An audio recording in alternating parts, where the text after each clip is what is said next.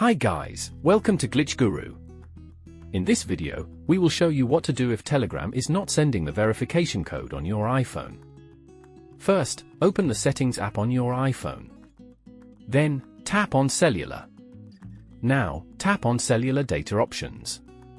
Here, enable the toggle next to Data Roaming from this menu. Return to the Telegram app after this and request the verification code again.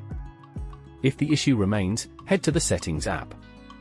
Then, scroll down to locate messages on the list and then tap on it. Here, disable the toggle Next iMessage, wait for a minute or so and then turn it back on. Now, scroll down to tap on Message Filtering. Then, tap on Unknown and Spam. After that, disable the Filter Uncount Senders toggle. Request the Telegram verification code one more time and check if it works.